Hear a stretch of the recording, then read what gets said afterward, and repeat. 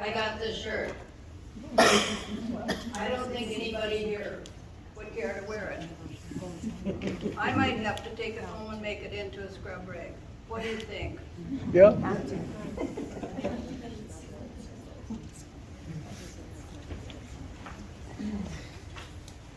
I'm one of the many seniors that are computer illiterate. I do not own a computer. So my chief source of news in Otana is the Blooming Prairie Times, and I certainly appreciate them and all the fair input that they've been giving us. The council before us was elected by all these taxpayers, and they were, like the gentleman before said, I wish I could find your campaign promises, because they did not include what we're discussing tonight. You were voted because you were treated fairly, responsibly, morally, and in fact, I voted for several of them, and I've been so thankful for everything they've done, but I'm not happy with what's happening right now. I want to thank Don Wilkie for standing up for what he thinks is right, because that's what the taxpayers are thinking. Any project of this magnitude should be voted on by the taxpayers that's paying the bill. On February 3rd, the residents were told by the administrator that this was a done deal. The council did not want any public inputs, suggestions, or documentary suggestions. Sorry, but this is not how a democracy works.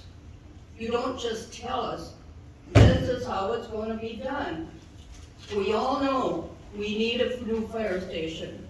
We need a new police station. But we're operating on a Ford budget, not a BMW budget, not a Cadillac budget.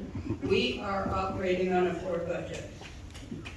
In 2010, this campus was placed on the national, not the Minnesota, the national historical register. Does this mean anything to you? Do you know what it means to be on a national historical record?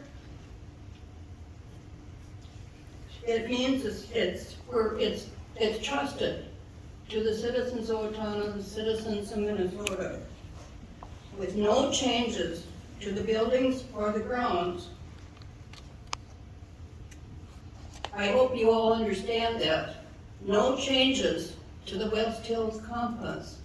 So what's next? Are you going to destroy that little cemetery out there? It's possible, because you're just moving forward.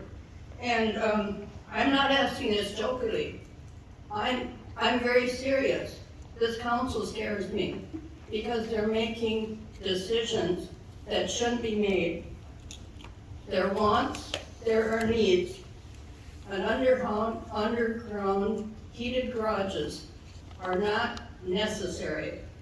I'd sure like to have a heated garage on my property. In fact, I need a money tree also.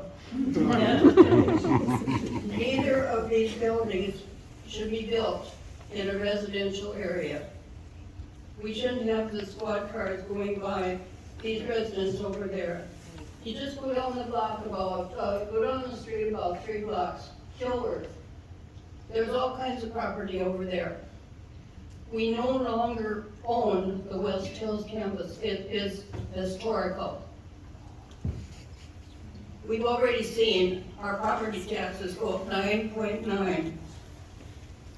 The sky's the limit, I guess. This project may come in at 61 million. That's what I've been reading from the paper. 61 million. But then Ms. Tuma tells us we're going to be asking for 65 just for some wiggle room. That's a heck of a lot of wiggle room.